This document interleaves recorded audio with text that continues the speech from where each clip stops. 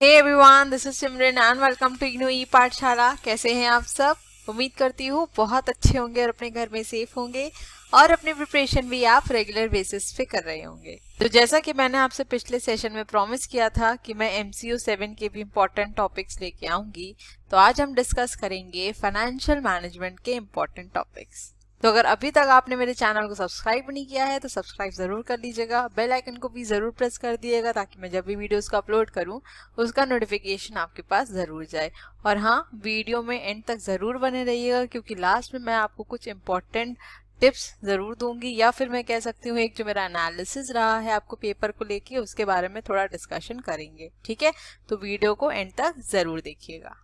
और अगर आपको इस सेशन की पीडीएफ चाहिए या पिछले जो भी सेशंस हुए हैं उनकी पीडीएफ चाहिए तो मेरे टेलीग्राम चैनल को ज़रूर ज्वाइन कर लीजिएगा, क्योंकि यहाँ पे मैं रेगुलरली अपडेट भी करती रहती हूँ इग्नू के रिगार्डिंग जो भी नोटिस आती है, साथ ही साथ आपके जो भी पीडीएफ रहती हैं वहीं पे मैं दे देती हूँ। ठीक है, और साथ में इंस्टाग्राम पेज को भी फॉलो कर लीजिएगा। ठीक, so without wasting any further time let's start our session.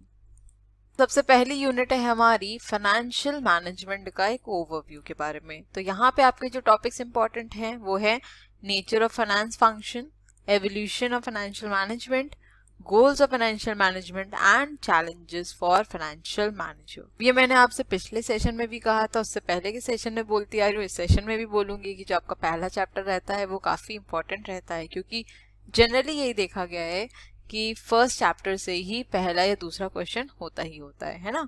तो यहाँ पे आपके जो टॉपिक्स इंपॉर्टेंट हैं ये तो मैंने आपको बता दिया, साथ ही साथ यहाँ पे एक चीज और आप नोट डाउन कर लीजिएगा कि आप डिफरेंस पढ़ लीजिएगा इन्वेस्टमेंट डिसीजन और फाइनेंसिंग डिसीजन के बीच में। ठीक है, मुझे नहीं लगता आपके बुक में दिया होगा प्रॉपरली, और दिया भी होगा तो शायद एक दो लाइन में ही उन्होंने ब्रीफ कर दिया होगा। तो प्रॉपरली आप इसके डिफरेंस को इंटरनेट पे ढूंढ लीजिएगा, आपको इजीली मिल भी जाएगा। ठीक, ये इसलिए बता रही हूँ क्योंकि पेपर में आपके कोई क्वेश्चन पूछा गया है। ठीक है, क्योंकि कई बार जो क्वेश्चंस आते हैं वो डायरेक्टली ना आके इनडायरेक्टली आते हैं। ठीक है, जैसे एक क्वेश्चन और आया था आपके पेपर में, बताऊं, पूछा था कि 3 important decisions making areas of financial management क्या है। मुझे नहीं पता आप में से कितने लोगों को इसका आंसर पता होगा, और अगर आपने थोड़ा ढंग से भी चैप्टर पढ़ा होगा स्टार्टिंग वाला, मतलब फर्स्ट चैप्टर, तो आपको पता होगा। लेकिन अगर नहीं पता है तो मैं फिर भी बता देती हूँ। बेसिकली फाइनेंशियल मैनेजमेंट में हम 3 तरह के डिसीजन लेते हैं। ठीक है, एक क्या होता है हमारा फाइनेंसिंग डिसीजन, ठीक है, एक होता है हमारा इन्वेस्टमेंट डिसीजन, और एक होता है हमारा डिविडेंड डिसीजन। ठीक है, और अगर आपने नोटिस भी किया होगा तो जो आपके 5 ब्लॉग्स हैं, अगर आप उसमें भी देखें तो उसमें भी साफ लिखा है कि कौन से टॉपिक्स हैं इन्वेस्टमेंट डिसीजन के, कौन से टॉपिक्स आपके फाइनेंसिंग डिसीजन के, और कौन से टॉपिक्स आपके डिविडेंड डिसीजन के अंदर आते हैं। ठीक है, तो इसको अच्छे से रीड आउट कर लीजिएगा कि तीनों डिसीजन क्या होते हैं और कंपनी इसमें क्या क्या डिसीजन लेने की कोशिश करती है। ठीक है, अब चलते हैं अपनी नेक्स्ट यूनिट की तरफ। नेक्स्ट यूनिट है हमारी टाइम वैल्यू ऑफ मनी। यहाँ पे जो आपके टॉपिक्स थोड़े से इंपॉर्टेंट हैं वो है कि टाइम वैल्यू ऑफ मनी होता क्या है, सबसे पहले आपको ये पता होना चाहिए। ठीक है, रोल ऑफ इंटरेस्ट रेट क्या है, और present value of series of cash flows. देखिए, यहाँ पे मैं आपको एक चीज जरूर बताना चाहूंगी कि जब मैंने भी ये चैप्टर पढ़ा था, या फिर मैं कहूँ MCQ 7 जब मैं भी कवर कर रही थी, तो मुझे याद है कि ये चैप्टर मैंने छोड़ दिया था। उस टाइम मुझे ये चैप्टर समझ ही नहीं आ रहा था कि इसमें एक्चुअली में क्या पढ़ना चाहिए क्या नहीं पढ़ना चाहिए, क्योंकि कुछ अब पल्ले ही नहीं पड़ रहा है तो पढ़ के भी क्या करूं, है कि नहीं। जब आपको चीजें समझ नहीं आ रही, अब उसमें 1-2 घंटा कितना भी दे दो आपको नहीं समझ पाएंगे। इससे अच्छा आप वो टाइम ऐसी जगह पे इन्वेस्ट कर दो जो चैप्टर्स आपके अच्छे से प्रिपेयर हो सकते हो और जो पेपर में आपके वेटेज भी रखते हैं, राइट। अगर आप में से किसी ने इस चैप्टर को तैयार कर लिया है, अच्छे से आता है, समझ में आ गया है, वेल एंड गुड, बहुत अच्छी बात है, अच्छा है आपने कर लिया। लेकिन जिन्होंने नहीं किया है उनको यही सजेशन दूंगी कि इस चैप्टर को छोड़ दीजिए। ठीक है, फालतू में इस पे ज्यादा टाइम मत इन्वेस्ट करिए। बस हाँ, इतना पढ़ लीजिए कि टाइम वैल्यू ऑफ मनी क्या होता है, इससे क्या समझते हैं हम लोग, और रोल ऑफ इंटरेस्ट रेट क्या है। बस इतना जरूर पढ़ लीजिए कि अगर शॉर्ट में भी क्वेश्चन आए तो एटलीस्ट अटेम्प्ट कर सके। क्योंकि देखिए, शॉर्ट वाले जो क्वेश्चंस रहते हैं वहां पे आपके पास ऑप्शन तो रहते हैं, लेकिन अब ये जरूरी नहीं ना कि वो जो दिए हैं आपको 4 या 5 पार्ट जिसमें से आपको 2 या 3 क्वेश्चन करने हैं आपको सारे आते हो, है ना। तो शॉर्ट के पर्सपेक्टिव से इसको तैयार कर लीजिए, लेकिन लॉन्ग में वैसे भी नहीं पूछा जाएगा, और मैं तो कहूंगी भी नहीं कि लॉन्ग के लिए आप इसको पढ़िए। ठीक है, ये मेरा सिर्फ सजेशन है आपको कि आप इस टॉपिक को छोड़ सकते हैं, ठीक है, क्योंकि 19 चैप्टर्स हैं, अगर आप एक भी छोड़ देंगे तो मेरे ख्याल से बहुत ज़्यादा कोई दिक्कत नहीं होगी। लेकिन हाँ, शॉर्ट नोट्स के लिए या फिर मैं कहूँ शॉर्ट आंसर के लिए इसको प्रिपेयर कर लीजिएगा। ओके, बाकी इस चैप्टर से 1 या 2 बार न्यूमेरिकल्स भी देखे गए हैं, तो अब जब चैप्टर ही नहीं कवर करना है तो न्यूमेरिकल्स का कुछ यहाँ पे मेरे ख्याल से वो बनता नहीं मतलब। लेकिन वही है कि अगर प्रिपेयर कर लिया है बहुत अच्छी बात है, लेकिन जो लास्ट मोमेंट में पढ़ रहे हैं, जिनको समझ नहीं आ रहा है कि क्या कवर करें क्या ना कवर करें, उनके लिए यही सजेशन है कि इस चैप्टर को आप आंख बंद करके छोड़ दीजिए, बस मीनिंग इसकी पढ़ लीजिए, टाइम वैल्यू ऑफ मनी क्या होता है और रोल ऑफ इंटरेस्ट रेट, बस दैट्स इट। ओके, चलते हैं अपनी नेक्स्ट यूनिट की तरफ। अब नेक्स्ट यूनिट है हमारी वैल्यूएशन ऑफ सिक्योरिटीज। अब यहाँ पे जो आपका टॉपिक इंपॉर्टेंट है वो है वैल्यूएशन ऑफ बॉन्ड्स। और वैल्यूएशन ऑफ बॉन्ड्स में जो आपका एक सब टॉपिक है यील्ड टू मैच्योरिटी, इस पे क्वेश्चन आया है, ठीक है। और बाकी यहाँ पे थोड़े से न्यूमेरिकल्स भी यहाँ से पूछे गए हैं आपके। ओके, इसमें अगर और टॉपिक्स की बात करूं तो जैसे आपके दिया है वैल्यूएशन ऑफ प्रेफरेंस शेयर है, वैल्यूएशन ऑफ इक्विटी शेयर्स है, एक बार जरूर से रीड आउट कर लीजिएगा। हालांकि पेपर में मेरे ख्याल से अभी तक आए तो नहीं है जितना मैंने देखा आपका पेपर, लेकिन फिर भी एकदम नहीं कहूंगी कि छोड़ के चले जाइए, थोड़ा सा पढ़ जरूर लीजिएगा, एक बार ओवरव्यू जरूर ले लीजिए कि बेसिकली इस टॉपिक में है क्या, ठीक है, इतना बस पढ़ लीजिए, ठीक है। अच्छा, आप में से कोई ऐसा तो नहीं जिसको ये लग रहा हो कि बढ़िया टीचर है, आधा चैप्टर कहती पढ़ लो, आधा चैप्टर कहती छोड़ दो, किसी में कहती एक चैप्टर ही छोड़ दो। तो अगर ऐसा मन में ख्याल आ रहा है तो ऐसा कुछ भी नहीं है, मैं वही बता रही हूँ जो आपके लिए इम्पोर्टेंट है इस टाइम पे, मतलब जब आपका पेपर एकदम ऐसे आपके बगल में खड़ा हुआ है तो इस सिचुएशन में मैं वही बता रही हूँ जो इम्पोर्टेंट है, और मेरे ख्याल से ये काफ़ी इफेक्टिव स्ट्रैटेजी भी है। और हमको स्मार्ट वर्क करने की भी ज़रूरत होती है ना, हार्ड वर्क तो करा ही जाता है, हार्ड वर्क के बिना तो वैसे भी कुछ नहीं मिलना है, लेकिन हार्ड वर्क के साथ जब आप स्मार्ट वर्क करते हैं तो आपका रिजल्ट ज़्यादा इफेक्टिव होता है, मुझे ऐसा लगता है। तो आई होप सजेशन काम आएगा, और अगर सेशन अच्छा लग रहा है तो लाइक जरूर कर दीजिएगा सेशन को। आप लोग पता नहीं लाइक करने में इतनी कंजूसी क्यों करते हैं, मुझसे कहते हैं मैम ये चैप्टर पढ़ा दीजिए, मैम वो चैप्टर पढ़ा दीजिए, लेकिन मैम की भी तो क्या कहूँ भावनाओं को समझो। अगर मैम इतनी मेहनत करके आपको पढ़ा रही है, सब कुछ समझा रही है, हर एक चीज बता रही है, मेरे ख्याल से कोई इतना ज्यादा डिटेल में बताता भी नहीं है, तो थोड़े मेरी एफर्ट की कदर करो और प्लीज लाइक कर दिया करो सेशन को। चलिए अब मजाक को अपने साइड रखते हैं और सीरियसली पढ़ाई करते हैं, ठीक है। चलते हैं अपनी नेक्स्ट यूनिट की तरफ। नेक्स्ट यूनिट है हमारी रिस्क एंड रिटर्न। यहाँ पे जो हमारे टॉपिक्स इंपॉर्टेंट हैं वो है concept of risk, concept of return, types of risk, measures of risk and risk return relationships. Concept of risk की अगर मैं बात करूं तो 3 टर्मिनोलॉजी को आप अच्छे से पढ़ लीजिएगा और याद भी रखिएगा, ठीक है। सर्टेनिटी, अनसर्टेनिटी एंड रिस्क, ठीक है। नेक्स्ट बात करते हैं टाइप्स ऑफ रिस्क की, जो कि आपके 2 तरीके के होते हैं, एक होता है आपका सिस्टमैटिक रिस्क और एक होता है आपका अनसिस्टमैटिक रिस्क, ठीक है। दोनों के बारे में अच्छे से पढ़ लीजिएगा, दोनों के बीच में डिफरेंस भी पढ़ लीजिएगा, ठीक है, क्योंकि पेपर में डिफरेंस भी पूछ लेता है और सिस्टमैटिक रिस्क क्या होता है, अनसिस्टमैटिक रिस्क क्या होता है, ये भी पूछ लेता है, ठीक है। तो दोनों तरह से पढ़ के जाइएगा। ओके, नेक्स्ट अगर मैं बात करूं रिस्क रिटर्न रिलेशनशिप की आपकी, तो यहाँ पे जो आपका टॉपिक इंपॉर्टेंट है वो है CAPM model, that is capital asset pricing model. Paper में बहुत बार पूछा जाता है, ठीक है। इसका जो फॉर्मूला है इसको भी याद कर लीजिएगा, इसका जो डेफिनेशन, इसका जो डिस्क्रिप्शन है उसको भी अच्छे से पढ़ लीजिएगा, क्या इसके अजम्पशन है इस पर्टिकुलर मॉडल के, इसको अच्छे से कवर कर लीजिएगा। इन ऑल कहने का मतलब ये है कि CAPM को फुल फ्लेज कवर करके जाइएगा, ठीक है।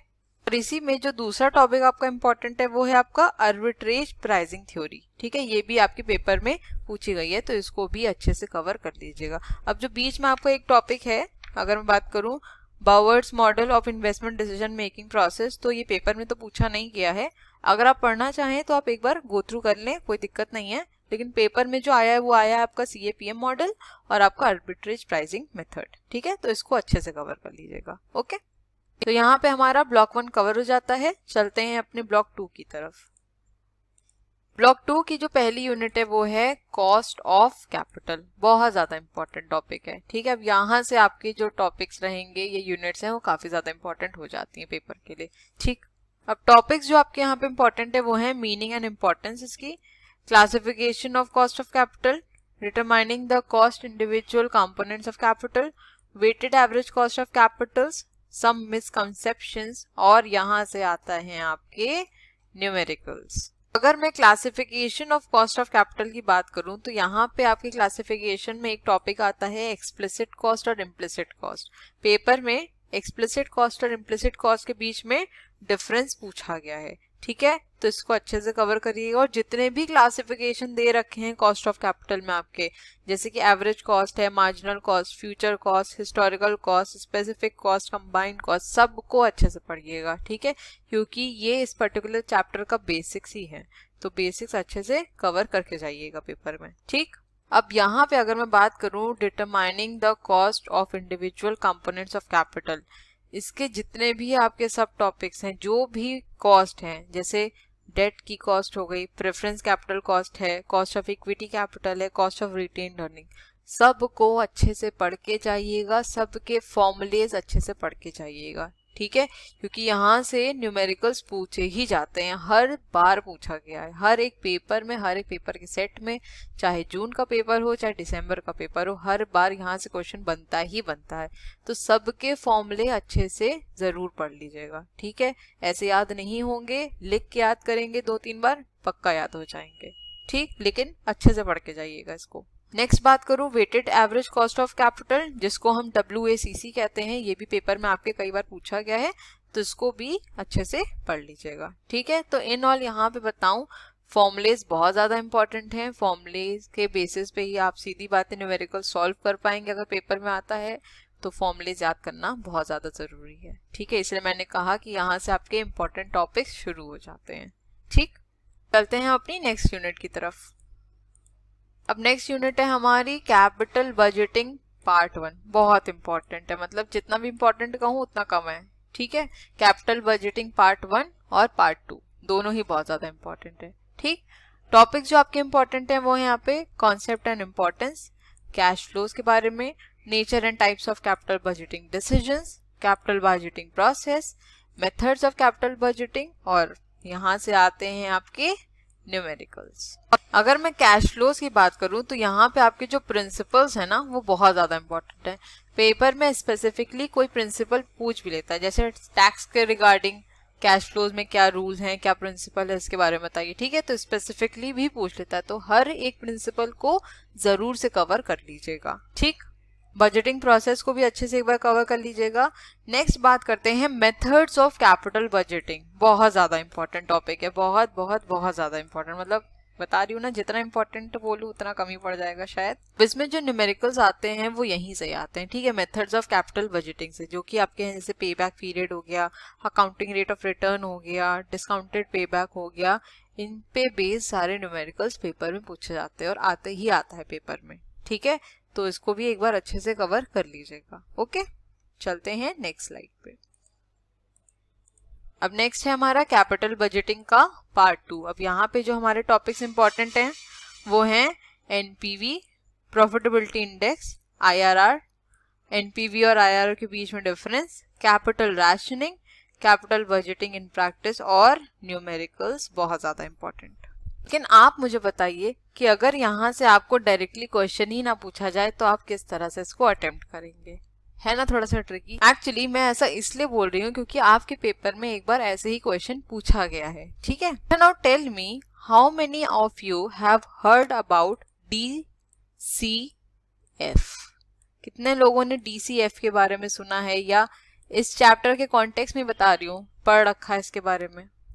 हो सकता है आप में से किसी को समझ में भी आ गया होगा कि मैं क्या बात कर रही हूँ, हो सकता है किसी को हवा भी नहीं लगी होगी कि मैंने ये क्या बोल दिया, तो मैं यहाँ बता देती हूँ ये DCF है क्या। Basically it stands for discounted cash flow, ठीक है। अब ये डिस्काउंटेड कैश फ्लो टेक्निक्स क्या होती हैं इसको भी समझ लीजिए। देखिए कैपिटल बजटिंग में जितनी भी टेक्निक्स हैं हम उनको 2 पार्ट में डिवाइड करते हैं, ठीक है। एक होती है हमारी डिस्काउंटेड टेक्निक्स या डिस्काउंटेड कैश फ्लो टेक्निक्स, और एक होती है हमारी non discounted cash flow techniques, ठीक है। अब ये डिस्काउंटेड कैश फ्लो टेक्निक्स कौन सी होती हैं, जहां पे हम टाइम वैल्यू ऑफ मनी को कंसिडर करते हैं, ठीक है। नॉन डिस्काउंटेड कौन सी हुई, जहां पे हम इसको कंसिडर नहीं करते। तो नॉन डिस्काउंटेड में आपकी पे बैक पीरियड और ARR यही दोनों आती हैं, बाकी सारी जितनी टेक्निक्स है वो किस में आ जाती हैं, आपकी डिस्काउंटेड कैश फ्लो टेक्निक्स होती हैं। ठीक, अब आप खुद बताइए कि अगर आपको यही नहीं पता होता कि डिस्काउंटेड कैश फ्लो टेक्निक्स होती कौन सी हैं, तो क्या आप पेपर में ये क्वेश्चन को अटेम्प्ट कर पाते? आपको छोड़ना ही पड़ जाता क्वेश्चन, है ना।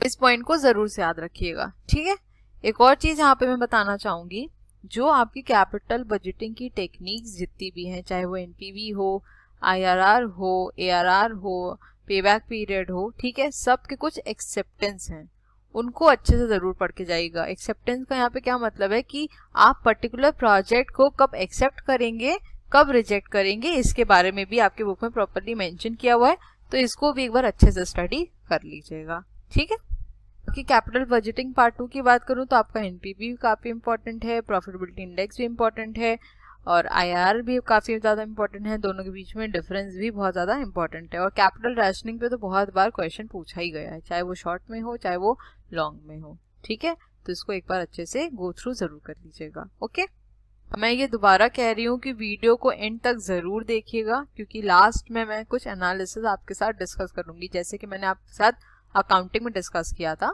सिमिलरली यहाँ पे भी कुछ एनालिसिस डिस्कस करने की जरूरत है, क्योंकि यहाँ पे भी आपके काफी ज्यादा न्यूमेरिकल्स आते हैं। ठीक है, यहाँ पे हमारा ब्लॉक 2 भी कंप्लीट हो जाता है। चलते हैं अपने ब्लॉक 3 की तरफ। नेक्स्ट यूनिट है हमारा sources of long term finance. अब ये यूनिट भी आपकी काफी ज्यादा इंपॉर्टेंट हो जाती है, क्योंकि यहाँ से भी पेपर में हर बार क्वेश्चन आता है। ठीक, sources of long term finance कौन से हैं हमारे, जैसे रिटेन्ड अर्निंग्स हो गई, इक्विटी कैपिटल है, प्रेफरेंस कैपिटल है, डिबेंचर्स या बॉन्ड्स हैं, टर्म लोन्स हैं, और वेंचर कैपिटल। वेंचर कैपिटल में काफी ज्यादा डिटेल में क्वेश्चंस आए हैं लॉन्ग में, तो इसको बहुत ही अच्छे से कवर करके जाइएगा। बाकी मेरे ख्याल से आपने इतनी बार पढ़ रखा है कि आप खुद भी लिख सकते हैं, है ना। रिटेन्ड अर्निंग्स हो, चाहे आपकी इक्विटी कैपिटल हो, प्रेफरेंस शेयर कैपिटल हो, चाहे डिबेंचर्स या बॉन्ड्स की बात हो, ये सब आप खुद भी इजिली लिख सकते हैं। लेकिन वेंचर कैपिटल में थोड़ा डिटेल में दिया हुआ है बुक में भी, और पेपर में भी काफी डिटेल में पूछा गया है, तो इसको अच्छे से कवर करिएगा। ओके, चलते हैं अपनी नेक्स्ट यूनिट की तरफ। नेक्स्ट है हमारा कैपिटल मार्केट। मेरे ख्याल से ये टॉपिक भी आपने कितनी बार पढ़ रखा होगा। 11 से शायद हम लोग कैपिटल मार्केट, मनी मार्केट हमेशा पढ़ते ही आ रहे हैं, चाहे हमारा 11-12 की बात हो, चाहे ग्रेजुएशन की बात हो, और अब पोस्ट ग्रेजुएशन की बात है ना। तो टॉपिक्स देख लेते हैं कौन से इंपॉर्टेंट है। मीनिंग और फंक्शन कैपिटल मार्केट का, प्राइमरी और सेकेंडरी मार्केट, अब बहुत ही फेवरेट टॉपिक होता है ये, फेवरेट क्वेश्चन होता है, तो इसके बारे में पढ़ लीजिएगा अच्छे से, और डिफरेंस भी जरूर पढ़ लीजिएगा। ठीक, role of stock exchange, listing of securities on stock exchanges, trading on stock exchanges, regulations of stock exchanges and recent developments in capital market। तो अगर आपने अपना MCO 4 आई गेस, जो आपका बिजनेस एनवायरनमेंट है, वहां पे भी मैंने ये सब टॉपिक्स आपके साथ डिस्कस किए थे, क्योंकि वहां पे भी आपका कैपिटल मार्केट था, है ना। तो सेम ही टॉपिक्स हैं, तो अगर आपने वो प्रिपेयर कर लिया होगा तो ये प्रिपेयर ही हो जाना अपने आप, और अगर ये प्रिपेयर कर लिया तो अपना प्रिपेयर हो ही गया होगा। तो टॉपिक सिमिलर हैं, तो अगर आप एक जगह प्रिपेयर कर लेते तो दूसरी जगह थोड़ा सा टाइम बच जाता है, ये एक फायदा होता है। ठीक, बाकी ये सब टॉपिक्स इंपॉर्टेंट है, पढ़ लीजिएगा। ठीक, चलते हैं अपनी नेक्स्ट यूनिट की तरफ। नेक्स्ट यूनिट है हमारी लीज फाइनेंसिंग। अब ये यूनिट भी आपकी काफी ज्यादा इंपॉर्टेंट हो जाती है पेपर के पॉइंट ऑफ व्यू से। देख लेते हैं टॉपिक्स कौन से इंपॉर्टेंट है। सबसे पहले तो लीज फाइनेंसिंग का कॉन्सेप्ट, ये पेपर में पूछा भी गया है। लीज फाइनेंसिंग बेसिकली होता क्या है, ठीक है, शॉर्ट में भी पूछा गया है, लॉन्ग में पूछा गया है, लॉन्ग में और इसके साथ क्वेश्चंस को ऐड करके पूछा गया है। ठीक, नेक्स्ट है distinction between leasing and hire purchasing, ये डिफरेंस पेपर में कई बार पूछा है। ठीक, forms of lease finance, benefits and cost of lease financing and problems in lease financing. Forms of lease financing की बात करूं तो ये टॉपिक भी आपका काफी ज्यादा इंपॉर्टेंट हो जाता है, क्योंकि पेपर में एक फुल फ्लेज क्वेश्चन ही पूछा गया था। ठीक, नेक्स्ट अगर बात करूं तो स्पेसिफिकली भी पूछा गया है कि फाइनेंशियल लीज क्या होता है, या फाइनेंस लीज क्या होता है, ठीक है, ऑपरेटिंग लीज क्या होता है, तो इसको अच्छे से कवर करिएगा। हर एक फॉर्म को अच्छे से पढ़ के जरूर जाइएगा। ठीक है, फाइनेंशियल लीज और आपका ऑपरेटिंग लीज, इसके बीच में डिफरेंस आपकी बुक में मेंशन किया हुआ है, इसको भी पढ़ लीजिएगा। अगर बुक का डिफरेंस थोड़ा सा डिफिकल्ट लगता है, हालांकि वो डिफिकल्ट है नहीं, बहुत इजी लैंग्वेज में दिया है, तो इसी से पढ़ लीजिएगा। अगर डिफिकल्ट लगता है तो ऑनलाइन देख लीजिएगा, ऑनलाइन तो सब कुछ मिल जाता है आजकल, है ना। चलिए चलते हैं नेक्स्ट यूनिट की तरफ। नेक्स्ट यूनिट है हमारी प्रोजेक्ट फाइनेंसिंग। यहाँ पे जो आपके टॉपिक्स इंपॉर्टेंट हैं वो हैं what is project financing, requirements for project financing, शायद यहाँ पे मैंने 2 बार लिख दिया है। नेक्स्ट है हमारा rational for project finance and project financing arrangement. Project financing arrangement काफी इंपॉर्टेंट है, पेपर में कई बार पूछा गया है, ठीक है। रैशनल फॉर प्रोजेक्ट फाइनेंस की अगर मैं बात करूं तो यहाँ पे जो आपका एक टॉपिक है project finance versus corporate finance, ये डिफरेंस आपसे पेपर में कई बार पूछा गया है, तो इसको अच्छे से जरूर कवर कर लीजिएगा, ठीक है। और एसपीवी के बारे में भी पढ़ लीजिएगा, that is your special purpose vehicles, ठीक। इसमें एक और टॉपिक है जो यहाँ पे मैंने मेंशन नहीं किया है 11.7 पे, risk identification, assessment and mitigation in project finance deal structuring. इसको एक बार जरूर पढ़ लीजिएगा, हालांकि पेपर में नहीं पूछा गया है लेकिन मुझे लगता है कि काफी ज्यादा इंपॉर्टेंट हो सकता है, ठीक है। तो इसको एक बार जरूर से रीड आउट कर लीजिएगा, ठीक। बाकी जितना मैंने बताया उतना ही पढ़ लीजिएगा तो सफिशिएंट है, ठीक है। तो हैं अपनी नेक्स्ट यूनिट की तरफ। अब नेक्स्ट है हमारा इंटरनेशनल बिजनेस फाइनेंस। अब यहाँ पे जो आपको टॉपिक्स पढ़ने की जरूरत है वो है difference between domestic and international financial management के बारे में, फॉरेक्स मार्केट के बारे में और forex exposure and risk management. देखिए अगर मैं फॉरेन एक्सचेंज मार्केट की बात करूं तो यहाँ से फंक्शंस पूछे गए हैं, हालांकि ये पूरा टॉपिक ही काफी ज्यादा इंपॉर्टेंट है क्योंकि यहाँ से कुछ भी पूछ सकते हैं, ठीक है। नेक्स्ट अगर मैं बात करूं फॉरेन एक्सचेंज पैरिटी की, जिसमें आपके परचेज पावर पैरिटी दिया है, इंटरेस्ट रेट पैरिटी दिया है, तो पेपर में मेरे ख्याल से पूछा तो नहीं गया है, मुझे तो एक भी क्वेश्चन इसका नहीं दिखा था, लेकिन क्योंकि ये थ्योरी है तो इनको एकदम से स्किप करके जाना मेरे ख्याल से वो गुड डिसीजन नहीं होगा, तो रीड आउट कर लीजिएगा। और मेरे ख्याल से आप लोग ने ये पहले पढ़ भी रखी होगी, अगर मुझे जितना याद है ये IBO 6 में भी थी, ठीक है। तो आपने अगर उस समय पढ़ी होगी तो थोड़ा बहुत आपको याद तो हो गई होगा, तो एक बार इसको जरूर से गो थ्रू जरूर कर लीजिएगा, ठीक। बाकी अगर मैं बात करूँ foreign exchange exposure and it's management, तो इसको जरूर पढ़ लीजिएगा कि कौन कौन से एक्सपोजर्स होते हैं, ठीक। यहाँ पे हमारा ब्लॉक 3 भी कंप्लीट हो जाता है। चलते हैं नेक्स्ट ब्लॉक की तरफ। नेक्स्ट यूनिट है हमारा leverage, that is operating, financial and total leverage है, जिसको कंबाइंड लिवरेज भी कहते हैं। बहुत ज्यादा इंपॉर्टेंट यूनिट है आपकी, बहुत ज्यादा इंपॉर्टेंट, पेपर में क्वेश्चन पूछा ही जाता है, चाहे थ्योरी हो चाहे प्रैक्टिकल हो, ठीक है। टॉपिक्स देख लेते हैं important. Concept and types of leverage, operating leverage, financial leverage, total leverage, EBIT, EPS analysis, ये भी बहुत ज्यादा इंपॉर्टेंट, पेपर में हर बार पूछते हैं, मतलब फेवरेट क्वेश्चन। और इम्पोर्टेंस ऑफ लिवरेज, और यहाँ से आते हैं आपके न्यूमेरिकल्स। अगर मैं आपको सच बताऊं ना तो इससे इजी चैप्टर इस पूरी बुक में नहीं होगा। अगर आप MCQ 7 की बात करते हैं तो लिवरेज से ज्यादा आसान कोई चैप्टर है ही नहीं आपकी बुक में। अगर आपने इसको थोड़ा भी अच्छे से पढ़ा होगा ना तो आपको आता होगा इसमें है ही क्या। देखिए लिवरेज के बारे में आपको पता होना चाहिए, ऑपरेटिंग लिवरेज क्या है, फाइनेंशियल लिवरेज क्या है, कंबाइंड लिवरेज क्या है, इन सब के फॉर्मूला भी आपको पता होने चाहिए क्योंकि यहाँ से आता है आपका न्यूमेरिकल। और जब फॉर्मूला आपको याद है तो डेफिनेशन लिखना मेरे ख्याल से बहुत बड़ी बात नहीं होती है। आप इजीली अगर फॉर्मूला याद रहता है तो हम लोग डेफिनेशन उससे बना के आराम से लिख सकते हैं, है ना। तो इस चैप्टर को बहुत ही अच्छे तरीके से तैयार करके जाइएगा, न्यूमेरिकल जरूर तैयार करिएगा इस चैप्टर का, क्योंकि आता ही आता है और बहुत ही स्कोरिंग है, आराम से 10 नंबर, या अगर 10 नंबर में आया, अगर 20 में आया तो काफी ज्यादा चीजें भी पूछेगा, तो उस हिसाब से जो भी आए तो समझिए 10 नंबर या 20 नंबर आपके हाथ में ही रहेंगे। तो इस चैप्टर को एकदम भी स्किप करने की मत सोचिएगा, ठीक। चलते हैं अपनी नेक्स्ट यूनिट की तरफ। नेक्स्ट यूनिट है हमारा कैपिटल स्ट्रक्चर डिसीजन। ये यूनिट भी आपकी काफी ज्यादा इंपॉर्टेंट हो जाती है, ठीक है, क्योंकि यहाँ पे जो आपकी थ्योरीज मेंशन की हैं वो बहुत इंपॉर्टेंट है। टॉपिक्स देख लेते हैं। Factors influencing capital structure, features of N appropriate capital structure, concept of optimal capital structure and capital structure theories. सारे ही टॉपिक्स काफी ज्यादा इंपॉर्टेंट है, ये नहीं कह सकती कि एक टॉपिक ज्यादा इंपॉर्टेंट है एक टॉपिक कम, सभी टॉपिक अपने में बहुत ज्यादा इंपॉर्टेंट है। कैपिटल स्ट्रक्चर थ्योरीज बहुत बहुत बहुत ज्यादा इंपॉर्टेंट, ठीक है, पेपर में आती ही आती है, ओके। यहाँ पे भी मैं आपको एक चीज बताना चाहूंगी। अब आप में से कितने लोगों को ये पता है कि हमारी जो कैपिटल स्ट्रक्चर की थ्योरी है हम उसको 2 पार्ट्स में क्लासिफाई करते हैं, ठीक है। एक होती है हमारी रेलेवेंट थ्योरी, ठीक, और एक होती है हमारी इररेलेवेंट थ्योरी, ठीक है। तो यहाँ पे अगर मैं रेलेवेंट थ्योरी की बात करूं तो 2 तरह की हमारे पास रेलेवेंट थ्योरी हैं। एक है हमारी NI अप्रोच, ठीक है, यहाँ पे मैं बहुत ज्यादा डिटेल नहीं डिस्कस करूंगी, बस आपको एक इंफॉर्मेशन ब्रीफ दे रही हूँ। और एक होती है हमारी ट्रेडिशनल अप्रोच थ्योरी, ठीक। NI मतलब क्या हुआ, नेट इनकम अप्रोच थ्योरी, और TR मतलब हो गया यहाँ पे ट्रेडिशनल थ्योरी। ठीक है, नेक्स्ट बात करूं मैं इररेलेवेंट थ्योरी की, तो ये भी दो होती हैं, या दो पार्ट्स में क्लासिफाई किया गया है।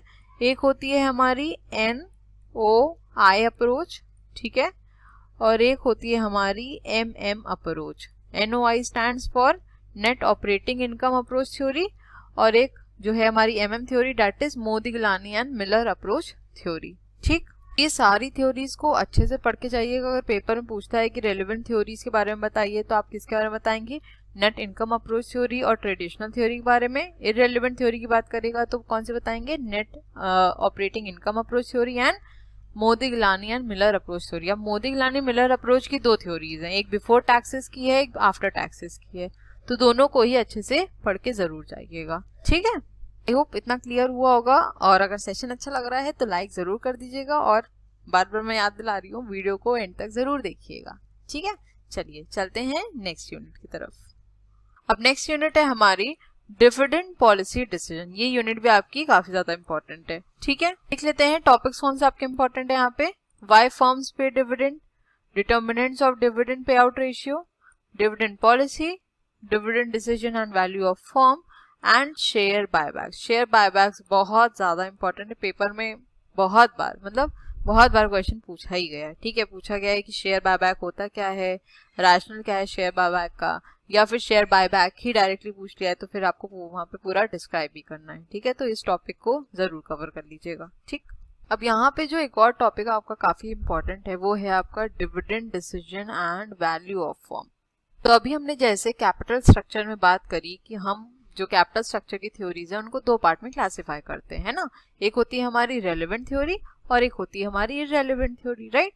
डिविडेंड डिसीजन में भी हम अपनी थ्योरीज को या डिविडेंड डिसीजन को दो पार्ट में डिवाइड करते हैं। एक होता है हमारी रेलेवेंट थ्योरी, यहाँ भी होती है, और एक होती है हमारी इररेलेवेंट थ्योरी। ठीक है, अभी हमने जब इररेलेवेंट थ्योरी की बात करी थी वहां पे किसका नाम आया था, यहाँ नीचे लिख दे रही हूँ, वहां पे इसका नाम आया था MM का आया था ना। ठीक, तो डिविडेंड डिसीजन में भी इररेलेवेंट थ्योरी किसने दी थी, MM ने दी थी, that is your Modigliani and Miller. ठीक, और यहाँ पे अगर मैं रेलेवेंट थ्योरी की बात करूं तो यहाँ पे दो लोग थे जिन्होंने रेलेवेंट थ्योरी की बात करी थी। एक थे आपके गॉर्डन, ठीक, और एक आपके थे जेम्स वॉल्टर। ठीक है, इन दोनों ने रेलेवेंट थ्योरी दी थी डिसीजन की, मतलब डिविडेंड डिसीजन की, और इररेलेवेंट थ्योरी किसने दी थी, MM ने दी थी, मतलब मोदिगलानी मिलर अप्रोच ने दी थी। ठीक है, तो इस थ्योरी को जरूर पढ़ लीजिएगा क्योंकि पेपर में आपसे पूछा गया था कि गॉर्डन की थ्योरी के बारे में, तो हो सकता है नेक्स्ट आपसे जेम्स वॉल्टर की थ्योरी के बारे में पूछ ले या MM की थ्योरी के बारे में पूछ ले, तो आपको पता होना चाहिए। ठीक है, सो आई होप आपको यहाँ तक ये क्लियर हुआ और हमारी फोर्थ ब्लॉक भी कंप्लीट हो जाती है। ठीक है, चलते हैं अपनी नेक्स्ट और लास्ट ब्लॉक की तरफ। अब नेक्स्ट यूनिट है हमारी वर्किंग कैपिटल। अब ये यूनिट भी आपकी इंपॉर्टेंट है काफी, पेपर में यहाँ से भी क्वेश्चंस कई बार पूछे गए हैं। ठीक है, टॉपिक जो आपके इंपॉर्टेंट है वो है वर्किंग कैपिटल के बारे में आपको पता होना चाहिए, factors influencing working capital requirements, operating cycle, ये तो पेपर में बहुत बार पूछा गया है। ठीक है, ascertaining working capital requirements, financing of working capital, और यहाँ से आपके बनते हैं न्यूमेरिकल्स। अब यहाँ से जो आपका न्यूमेरिकल बना था वो बना था आपका ग्रॉस वर्किंग कैपिटल से और नेट वर्किंग कैपिटल से। ठीक है, बाकी लास्ट में जो आपके ये टॉपिक दिया हुआ है working capital control and banking policy, इसको एक बार जरूर गो थ्रू कर लीजिएगा क्योंकि हो सकता है कि यहाँ से भी न्यूमेरिकल्स दे दे। हालांकि आपने ये रेशियोज में जरूर पढ़ा होगा, जो आपने रेशियो एनालिसिस पढ़े होंगे, जैसे आपके लिक्विडिटी रेशियो है, एक्टिविटी रेशियो, ये सब हमने रेशियो एनालिसिस में पढ़ रखा है, तो हो सकता है आप लोग नहीं पढ़ भी रखा हो तो कोई दिक्कत नहीं है, लेकिन अगर नहीं पढ़ा है तो एक बार जरूर से पढ़ लीजिएगा। ठीक, चलते हैं अपनी नेक्स्ट यूनिट की तरफ। अब नेक्स्ट यूनिट है हमारी कैश मैनेजमेंट। यहाँ से जो आपके टॉपिक्स इंपॉर्टेंट हैं वो है motives for holding cash, cash forecasting and budgeting, managing cash collection and disbursement, and investment of surplus cash in marketable securities। अब यहाँ से जो आपके क्वेश्चंस बने हो बेसिकली बने हैं मोटिव्स फॉर होल्डिंग कैश से। ठीक है, यहाँ से पूछा गया है कि क्या नीड है कैश को होल्ड करने की, क्या मोटिव है, और मेजरली जो क्वेश्चन बना है वो यहाँ से ही बना है, investment of surplus cash in marketable securities. तो ये दो टॉपिक्स बहुत ही ज्यादा इंपॉर्टेंट है, बाकी इन दोनों को भी कवर करना मत भूलिएगा। ठीक है, चलते हैं अपनी नेक्स्ट यूनिट की तरफ। नेक्स्ट यूनिट है हमारी इन्वेंट्री मैनेजमेंट। ये यूनिट भी आपकी काफी ज्यादा इंपॉर्टेंट है क्योंकि पेपर में यहाँ से भी काफी क्वेश्चंस आते हैं, ठीक है। टॉपिक्स देख लेते जो important, need for holding inventory, objectives of inventory management, cost of holding inventory, inventory management techniques and selective inventory control. जो क्वेश्चंस यहाँ से पूछे गए हैं वो पूछे गए हैं नीड फॉर होल्डिंग इन्वेंट्री से, ठीक है। ऑब्जेक्टिव्स भी पूछे गए हैं, मेनली जो यहाँ से पूछा गया है वो है इन्वेंट्री मैनेजमेंट टेक्निक्स के बारे में, ठीक। अब यहाँ पे जैसे क्वेश्चन पूछा गया है कि इन्वेंट्री मैनेजमेंट टेक्निक्स होती क्या है उनके बारे में डिस्क्राइब करिए, या फिर पूछ लिया गया है डायरेक्टली इकोनॉमिक ऑर्डर क्वांटिटी क्या होती है, रीऑर्डर लेवल क्या होता है, सेफ्टी स्टॉक लेवल क्या होता है, ये सब स्पेसिफिकली भी पूछा गया है, ठीक है। तो आप इन्वेंट्री मैनेजमेंट टेक्निक्स को प्रॉपरली पूरा अच्छे से पढ़ लीजिएगा, ठीक। यहाँ से आपका 1 से 2 बार न्यूमेरिकल भी आया है जहाँ पे आपको इकोनॉमिक ऑर्डर क्वांटिटी निकालने को बोला गया है पेपर में, ठीक है। नेक्स्ट अगर मैं सिलेक्टिव इन्वेंट्री कंट्रोल की बात करूं तो इसमें जो आपका एबीसी एनालिसिस है ना, that is your always best control analysis, ये स्पेसिफिकली पेपर में पूछा गया है। लेकिन बाकी दोनों को भी छोड़ के मत जाइएगा क्योंकि दोनों अपनी जगह काफी इंपॉर्टेंट हैं, हो सकता है पेपर में पूछ ही ले, ठीक। तो चलते हैं अपनी लास्ट यूनिट की तरफ। लास्ट यूनिट है हमारी रिसीवेबल्स मैनेजमेंट। यहाँ पे जो आपके टॉपिक्स इंपॉर्टेंट है वो है nature and goals of credit policy variables, factoring and securitization. इस पर्टिकुलर टॉपिक से डायरेक्ट क्वेश्चन काफी आए, जैसे पूछ लिया गया डायरेक्टली कि नेचर क्या है क्रेडिट पॉलिसी का, गोल्स क्या है क्रेडिट पॉलिसी के, ठीक है। फैक्टोरिंग आपका शॉर्ट नोट्स में पूछा ही गया है तो फैक्टोरिंग को भी अच्छे से पढ़ लीजिएगा, सिक्योरिटाइजेशन भी पढ़ लीजिएगा, एसपीवी के बारे में यहाँ पे थोड़ा डिटेल में मेंशन किया हुआ है, ठीक है। अब डिस्कस कर लेते हैं उस एनालिसिस के बारे में जिसके बारे में मैं शुरू से आपसे बोलती आ रही हूँ, ठीक है। देखिए आपके पेपर में 9 क्वेश्चंस आते हैं, ठीक है। मतलब मैंने यहाँ पे कोई फ्लक्चुएशन नहीं देखा है कि कभी 8 पूछ लिए कभी 7 पूछ लिए, हर बार 9 क्वेश्चन ही पूछे गए हैं, ठीक। और इनमें से 2 क्वेश्चन आपके प्रैक्टिकल के आते ही आते हैं, फॉर श्योर है, ठीक। जो मैंने एनालाइज किया है वो मैं आपको बताती हूँ। अगर मैं जून 19 के पेपर की बात करूँ तो कैपिटल बजटिंग से आपका एक न्यूमेरिकल आया था और एक न्यूमेरिकल आपका लेवरेज से आया था, ठीक है। 18 की बात करूं तो वर्किंग कैपिटल से आया है और कॉस्ट ऑफ कैपिटल चैप्टर से आया है। 17 की बात करूं तो कैपिटल बजटिंग से आया है और कॉस्ट ऑफ कैपिटल से आया है। 16 की बात करूं तो कॉस्ट ऑफ कैपिटल से आया है। 15 की बात करूं तो कॉस्ट ऑफ कैपिटल बजटिंग। 14 की बात करूं तो कैपिटल बजटिंग लेवरेज। 13 की बात करूं तो कैपिटल बजटिंग लेवरेज और 12 की बात करूं तो वहां पे आपका इन्वेंट्री मैनेजमेंट से क्वेश्चन आया है और एक आया है आपका कैपिटल बजटिंग से, ठीक है। यहाँ पे मैं आपको ये बताना चाहती हूँ कि न्यूमेरिकल के पॉइंट ऑफ व्यू से अगर बात करूँ तो कैपिटल बजटिंग, सीओसी मतलब आपका कॉस्ट ऑफ कैपिटल, लेवरेज और आपका इन्वेंट्री मैनेजमेंट, ये जो चैप्टर्स हैं काफी इंपॉर्टेंट है। इन्वेंट्री मैनेजमेंट से 1 या 2 बार ही क्वेश्चन पूछा गया है, बाकी इन तीनों चैप्टर से रिपीटेडली क्वेश्चंस आते ही आते हैं, ठीक है। कई बार हो सकता है कैपिटल बजटिंग लेवरेज पूछ ले, हो सकता है कैपिटल बजटिंग और सीओसी के बारे में पूछ ले, ठीक है, जैसे कॉस्ट ऑफ कैपिटल के बारे में।